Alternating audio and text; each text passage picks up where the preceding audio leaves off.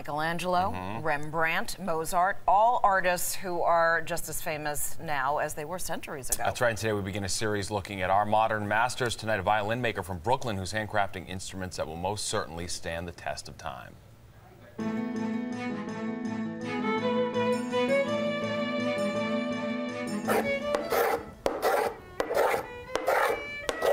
I'm Sam Zygmuntovich. I'm a violin maker. I was doing sculpture and artwork from as little as I can remember. Everyone assumed I would be a sculptor. I thought so myself. I wanted to be Rodin. I read a book about a violin maker when I was 13, and it just caught my imagination. I was pretty much obsessed with instrument making from that point. The violin is an amazing instrument. It's given me a lifetime of challenge just to try to better what I do. If you actually can see the motions, the violin's twisting, turning, fluctuating. For some of it, it's pumping like a heart. I'm not saying that this wood is actually alive, but it's like it's alive. I've made instruments for Isaac Stern, Joshua Bell, Yo-Yo Ma, Joe Langlin, Lila Josefovich, the Emerson String Quartet. Professional violinists are probably the most highly trained individuals in our society. We're right up there with athletes. They can hear amazingly small distinctions. I had an experience once. A client of mine was trying a number of violins, and we got into Carnegie Hall, and I was sitting in the back of the hall, and on stage there was the musician, and there were two Strads, a Guarneri, and my violin.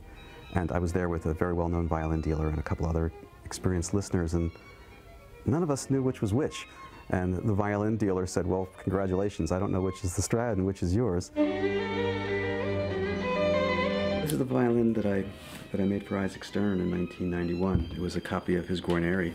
Isaac Stern's passed on since then. It's still being played. I'm still taking care of the fiddle. A big part of what I do is adjust instruments for the people who have them from me. And that relationship is something I really enjoy.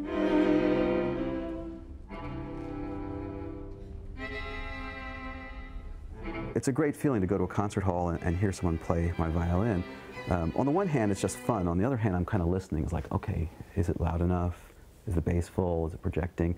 So I'm always kind of listening with half an ear delay. Every day when I come in here and look at this wood pile, I wonder, who's going first, it or me? This is basically, for me, more than a lifetime's worth of wood. You can just feel it when you hold it in your hand, just how lively it is. That's just waiting to go. Still needs a few more years before I use it. I feel like I've got different people in me. There is the artist who actually shapes and carves, and there's the engineer who thinks about the structure, and there is the sound technician who is doing adjustments. It's almost like I feel like those parts of me take turns. They don't exist. They sort of exist at the same time, but they come out to the surface at different points. At this stage, I'm trying to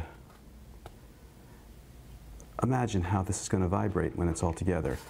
By feel, by the numbers, and by sound. You can plan as much as you want, but you don't really know until the musician puts the bow down on the string.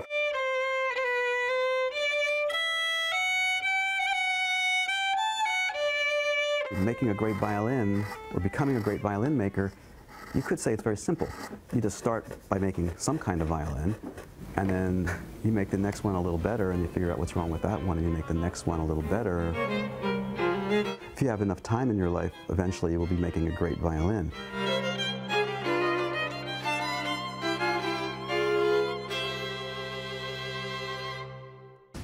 Work and skill that goes into that. Isn't that incredible? I feel so relaxed. Wow, That was I know. beautiful. Amazing. Really cool.